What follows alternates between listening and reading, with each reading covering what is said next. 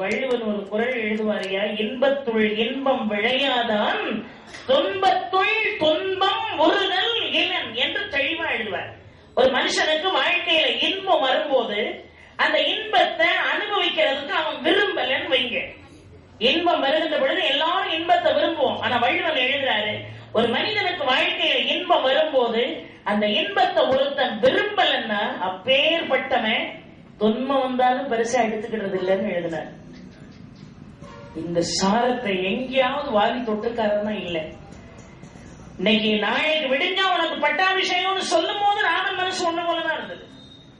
உனக்கு பட்டாபிஷேகம் இல்லப்பா, அழிசூழ் உலகமெல்லாம் பரதனையாழ நீ போய் தாழிடும் ஜடைகை தாங்கி தாங்கிருந்தவம் மேற்கொண்டு பூழி வெங்காளம் நண்டி புண்ணிய துறைகளாடி 7 ஆண்டின் வாய் என்று இயம்பின அரசன் கைகையை சொல்லும் போது மனசு ஒண்ணு போலதான் இருந்தது. இன்பத்தை அனுபவிக்க மனமில்லாத ஒருவன் துன்பத்தை கண்டு துவழுவதில்லைன்னு வள்ளுவன் எழுதினானே, அது அப்படியே கொண்டு வந்து என்ன அழகா, கடலிழவு கிடைத்தாலும் மயங்க மாட்டேன், அது கையிழவே ஆனாலும் கலங்க மாட்டேன், உள்ளத்திலே உள்ளதனால் புலனும் கண்டா இதை உணர்ந்து கொண்டே துன்பமெல்லாம் விலகும் கண்டா, உணர்ந்து கொண்டே துன்பமெல்லாம் விலகும் கண்ணா.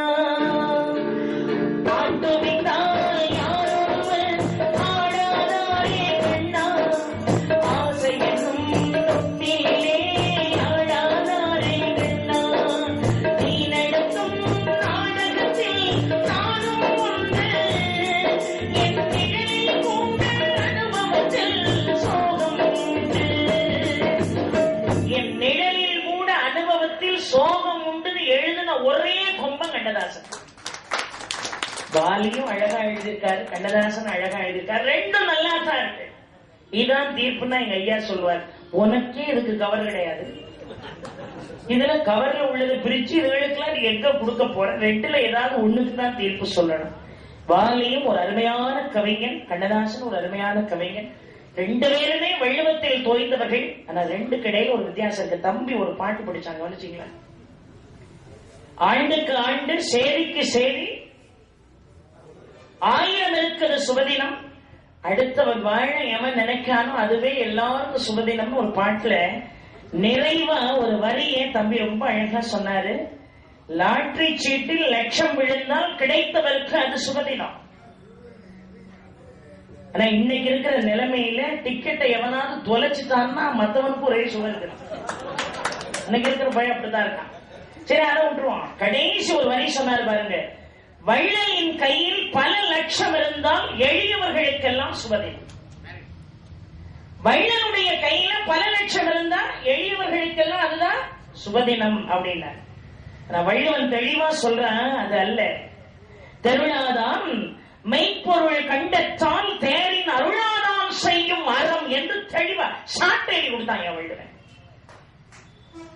தெருளாதான் மெய்ப்பொருள் கண்டத்தால் என்ன பொருள் தெரியுமா? தெளிவே வாழ்க்கையில இல்லாதவன் கையில இலக்கியம் அகப்பட்டால், தெளிவே இல்லாதவன் கையில மிகப்பெரிய நூல்கள் அகப்பட்டு அவன் படிச்சோம் சொல்லி ஏதாவது புண்ணியம் உண்டா? அவனுக்கே ஒரு தெளிவு இல்லை. அவனால எப்படி படிக்க முடியும், அவனால எப்படி சொல்ல முடியும்? அத மாதிரி காசு எல்லாமே வேலை இருக்கலாம், ஆனா அருள் இல்லாதவன் கையில அந்த காசை வாங்குறத மாதிரி கேவலம் உலகத்துல வேற எதுவும் இல்லை.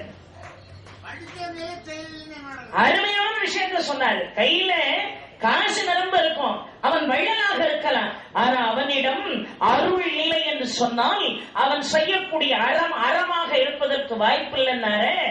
இத வேற யாரும் தொட முடியல. இவரு கூட செல்வர்கள் கையில லட்சம் இருந்தால் அதுதான் ஏழைகளுக்கு சுபதினம்னு எழுதலாம். நான் கண்ணதாசன் அதை விட ஒருபடி மேல போய் என்ன அழகா எழுதலாம் தெரியுமா? இந்த வள்ளுவருடைய குரலுக்கு ஆப்டா பாட்டை கொடுத்த உரையாளர் கண்ணதாசன் கொடுத்தார் பாருங்க.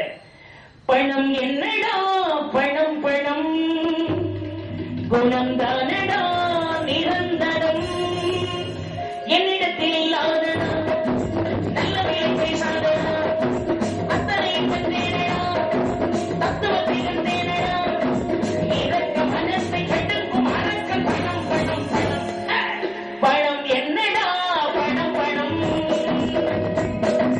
குணம் தானடா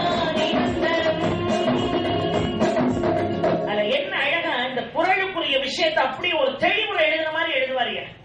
காசு என்ற சொல்லின் பொருள் புத்தம் என்பது, காசு என்றால் ஓடி வரும் சுத்தம் என்பது, நாணயம் என்றால் அதன் பேர் நேர்மை என்பது, நல்லவர்க்கு காசு பணம் தேவை என்பது, அகமானி மணி ஓசை கேட்கின்றது, பணம் என்னும் பேராசை மறக்கின்றது, நல்ல புத்தி யார் தந்தது, பிள்ளையிடம் தான் வந்தது, எந்த நிலை வந்தால் என்ன, நல்ல வழி நாம் செய்யுமே, இதற்கு மனசை எடுக்கும் அழகு பணம் பணம் பணம், சொந்தம் என்ன பந்தம் என்ன ஏறி மிதிக்கும், தோள் மீது ஏறி நின்று காதை கடிக்கும், பல கோடி சேர்த்தாலும் மேலும்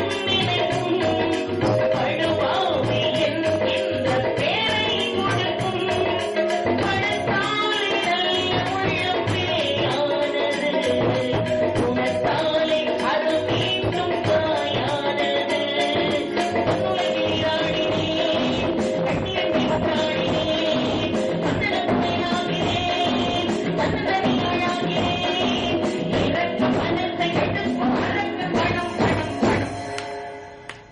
தூங்கி சாப்பிட்டானா இல்லையா வாலிங்க? அது மாதிரி வாலி ஒரு பாட்டு எழுதுவாரு. தெரியாம அவசரப்பட்டு இந்த நோட்டை உள்ள வச்சுட்டேன், கொஞ்சம் பொறுக்கணும், இது வேற நோட்டு. கையில் எடுத்து நடுவருக்கு அப்பப்ப கைங்கரியம் பண்ணணும்னு பேச்சாளர்கள் நினைக்கணும். இருந்தாலும் பரவாயில்ல. என்ன அழகா வாலி ஒரு பாட்டு கொடுப்பாரு பாருங்க. புத்தன் இயேசு காந்தி பிறந்தது பூமியில் எதற்காக? தோழா ஏழை நமக்காக. கங்கை யமுனை காவிரி வைகை ஓடுவதெதற்காக? நாளும் பொழுதும் வாழும் தோழர்கள் எதற்காக? அதுல ரொம்ப அழகான எழுத்து, நான் இல்லைன்னு சொல்றேன், இந்த சப்ஜெக்டுக்கு ஆப்டான விஷயத்த சொல்றேன். அதுல வாலி எழுதுவாரு, பொருள் கொண்ட பேர்கள் மனம் கொண்டதில்லை, கரும்பைகளே பொருள் வந்ததில்லை, மனம் என்ற கோவில் திறக்கின்ற நேரம், அழைக்காமல் அங்கே தெய்வம் வந்து சேரும், அழுவது சிரிப்பதும் சிரிப்பவர் அழுவதும் விதி வழி வந்ததில்லை. ஒரு வரி இது உண்மையாகவே ஒரு உத்வேகமான வரி, நான் மாற்றல. ஆனா வள்ளுவனோடு ஒப்பிட்டு தான் பேச போறோம் இன்னைக்கு. அழுவதும் சிரிப்பதும் சிரித்தவர் அழுவதும் விதி வழி வந்ததில்லைன்னாரு. ஆனா வள்ளுவன் ஒரு குறள் எழுதினார் பாருங்க, ஊழின் பெருவலி யாவுழ மற்றொன்று சூழினும் தான் முந்தரும். என்ன பொருள் தெரியுமா? ஊழ காட்டிலும் விதியை காட்டிலும் இந்த உலகத்துல வலிமையானது வேற எதுவுமே இல்லைங்கிறார். நான் சொல்லல, வள்ளுவன் சொல்றான். விதியை விட வலிமையானது வேற எதுவும் இல்லை. ஆனா நிறைய பேர் அப்படி விதியெல்லாம் ஒண்ணும் இல்லை, அழுதவர் சிரிப்பதும் சிரிப்பவர் அழுவதும் விதி வழி வந்ததில்லைன்னு சொல்லலாமே தவிர விதியை விட வலிமையான ஒரு விஷயம் இந்த உலகத்துல இல்லை. அதையும் தாண்டி நான் சாதிப்பேன், அதையும் தாண்டி என்னால் வாழ முடியும், அதையும் தாண்டி நான் நினைத்ததை செய்து விடுவேன் என்று ஒவ்வொரு மனிதன் நினைச்சா கூட அது முன்னாடி வந்து விதிதான் நிற்கும். வள்ளுவர் உன்னுடைய நம்பிக்கையும் தாண்டி நம்பிக்கைக்கு